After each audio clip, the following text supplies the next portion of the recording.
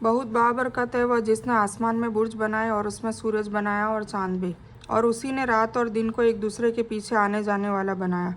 उस इंसान की नसीहत के लिए जो नसीहत हासिल करने या शुक्रिया अदा करने का इरादा रखता हो। और रहमान के सच्चे बंदे वह हैं। देखिए अब यहाँ से आयत नंबर 63 से लेके और लास्ट तक 77 तक आयत जो है, इसमें रहमान के बंदों की सिफत आ रही है।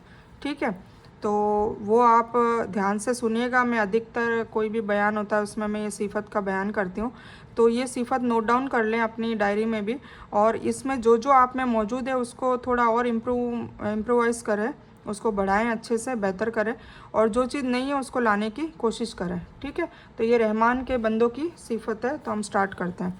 और रहमान के सच्चे बंदे वह हैं जो धरती पर नरमी से चलते हैं। जब जाहिल लोग उनसे बात करने लगते हैं तो वह कह देते हैं कि सलाम है। मतलब बहस से बहुत ज़्यादा दूर रहते हैं, बहस नहीं करते और नरमी से चलते हैं। और जो अपने रब के सामने सजदा करते हैं और खड़े होकर रात गुजारते हैं, मतलब तहज्जुद की बात है। और जो ये दुआएं करते हैं कि ए हमारे रब, हमें नरक का अजाब दूर ही रख, क्योंकि उसका अजाब चिमट जाने वाला है। तो ये दुआएं रात दिन मांगते हैं। तो ये दुआ आप लोग भी लिख लेना। रब्बना सिर्फ अन्ना अजाब जहन्नमा इन्ना अजाबहा काना गरामा। वह मुस्तकिल जगह और रहने के एतबार से बुरी जगह है। और जो खर्च करते हैं वक्त भी, न तो इसराफ करते हैं न कंजूसी।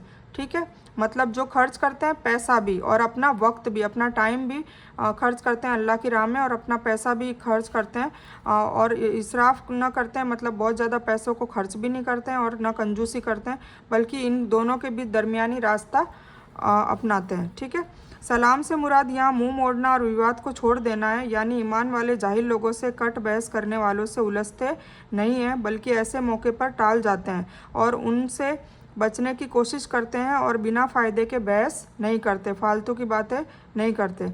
इससे मालूम हुआ कि रहमान अल्लाह के बंदे वह हैं जो एक तरफ रातों को जागकर अल्लाह की इबादत करते हैं और दूसरी तरफ डरते भी हैं कि कहीं किसी गलती या सुस्ती की वजह से अल्लाह की पकड़ में न आ जाए। इसलिए वे नरक के अजाब से छुटकारा मांगते हैं, यानी अल्लाह की इबादत और इताअत पर किसी तरह का गर्व और घमंड भी नहीं होना चाहिए। कुछ लोग इबादत करते हैं तो घमंड करने लग जाते हैं। हमें इबादत भी करते रहना है और अपनी माफ़ी भी मांगते रहना है। जो माफ़ी मांगेगा वो हकीकत में अल्लाह ताला से डर रहा है, तभी माफ़ी मांगेगा ना। कुछ लोग इबादत और इल्म हासिल करने के बाद माफ़ी मगफिरत करना मांगना छोड़ देते हैं, इसका मतलब उन्हें सब कुछ आ गया। पर मरते दम तक हमें ना इल्म आ सकता है, ना हम पूरी इबादत कर सकते हैं। अल्लाह ताला से बस माफ़ी की तलबगार रहें और हमेशा रुजू करते रहें और सीखने की कोशिश करें और आगे बढ़ते रहें। और जो अल्लाह के साथ किसी दूसरे माबूद को नहीं पुकारते और किसी ऐसे इंसान को जिसका कत्ल करना अल्लाह ताला ने हराम किया हो सिवाय हक के वह कत्ल नहीं करते, न वह बदकार होते हैं, न कोई यह अमल करे वह अपने ऊपर कड़ी यातना लेगा। ठीक है, मतलब ये सारी भी सिफत होती है। उसे क़यामत के दिन दुगना अजाब दिया जाएगा और वह अपमान और अनादर के साथ हमेशा वहीं रहेगा। ठीक है, जो गलत काम करेगा उसके लिए बताया। उन लोगों के सिवाय जो माफ़ी मांग ले और ईमान लाए और नेक काम करे, ऐसे लोगों के गुनाह को अल्लाह ताला नेकी में बदल देता है और अल्लाह ताला बड़ा बख्शने वाला और रहम करने वाला है। इसीलिए जो अगर जाने अनजाने में कोई गुनाह हो गए हैं, कोताहियाँ हो गई है, तो उसके लिए भी अभी वक्त है। जब तक हमारी सांसें चल रही है, हमारी सांसें चलने तक हम अल्लाह ताला से माफ़ी मांग सकते हैं। दिल से माफ़ी मांगें और नेक काम करने की कोशिश करें और गुनाहों से बचने की कोशिश करें। और जो इंसान माफ़ी मांग ले और नेकी के काम करे तो वह हकीकत में अल्लाह ताला की तरफ सच झुकाव रखता है, मतलब सच्ची में रुजू करना चाहता है। हदीस में रसूलुल्लाह सल्लल्लाहु अलैहि वसल्लम से सवाल किया गया, कौन सा गुनाह सबसे बड़ा है? आप सल्लल्लाहु अलैहि वसल्लम ने फरमाया, यह कि तू अल्लाह के साथ किसी को शामिल करे, मतलब शिर्क करना सबसे बड़ा गुनाह है। ठीक है, तो इस चीज़ का बहुत बड़ा ध्यान रखना चाहिए और अल्लाह ताला हमें शिर्क समझने की भी सलाहियत दे और शिर्क से दूर रखे। फरमाया, अपनी औलाद को इस डर से कत्ल करना कि वह तेरे साथ खाएगी। उसने पूछा, फिर कौन सा? आप सल्लल्लाहु अलैहि वसल्लम ने फरमाया, यह कि तू अपने पड़ोसी की बीवी से जीना करे। फिर आप सल्लल्लाहु अलैहि वसल्लम ने फरमाया, इन बातों की तस्दीक इस आयत से होती है। फिर आप सल्लल्लाहु अलैहि वसल्लम ने इसी आयत को पढ़ा।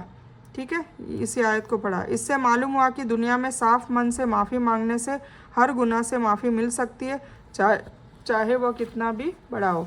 और जो लोग झूठी गवाही नहीं देते, ठीक है, झूठी गवाही देना भी गुनाह है।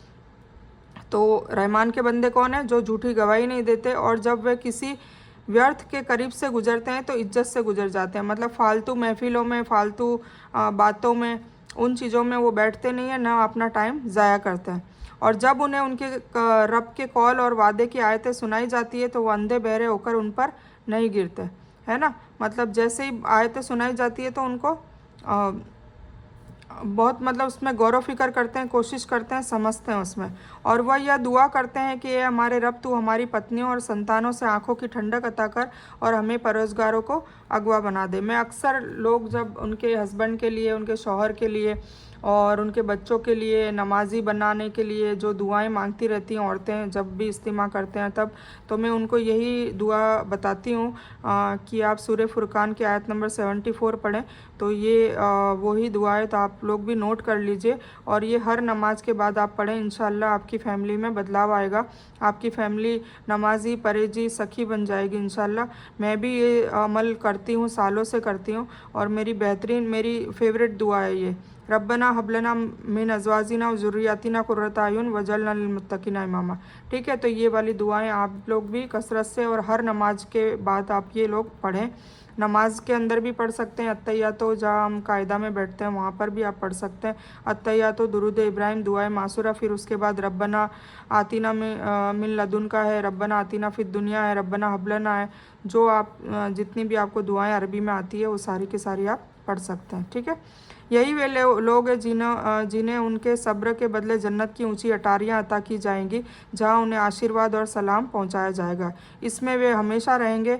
वह बहुत ही अच्छी जगह और आराम की जगह है। मतलब रहमान के जो लोग हैं, जिनकी ये सिफतें हैं, वो सारे के बारे में खुशखबरी दी है। कह दीजिए, अगर तुम्हारी नरम दुआ न होती तो मेरा रब तुम्हारी कभी फिक्र न करता। तुम तो झुठला चुके, अब जल्द ही उसकी सज़ा तुम्हें चिमट जाने वाली होगी। ठीक है, जूर का मतलब है झूठ और हर झूठी चीज़ भी झूठ है, इसलिए झूठी गवाही से लेकर कुफ्र, शिर्क और हर तरह की गलत बातें जैसे खेल कूद, गाना, दूसरी बेकार रीति रिवाज इसी में शामिल है। और अल्लाह की इबादत करने वालों की भी यह विशेषता है कि वे किसी भी झूठ में और झूठी सभा में हाजिरी नहीं होते। बेकार हर वह बात है और काम है जिसमें धर्मानुसार कोई फ़ायदा ना हो, यानी ऐसे कामों और बातों में भी वो हिस्सा नहीं लेते, बल्कि शांति के साथ, इज्जत के साथ निकल जाते हैं। मतलब जो इसमें कोई प्रोडक्टिव बात ना हो, फालतू की बातें, है ना, बिना वजह की पॉलिटिक्स की बातें लोग करने में घंटों लगा देते हैं, फिजूल बातें करने में घंटों लगा देते हैं। अल्लाह ताला ने ऐसी टाइम वेस्ट करने वाली बातों से दूर रहने को कहा है। और जहाँ भी जाएं प्रोडक्टिव बात करें, दीन इस्लाम की बात करें, किसी को नेक बात के लिए बताएं, बुरी बातों से रोकने की बात करें, बस हमेशा यही बात करें। ठीक है, तो मैं ये बयान यही मुकम्मल करती हूँ। बीच में टूट गया था तो 2 पार्ट में, तो मैं पार्ट 1 पार्ट 2 करके डाल दूँगी।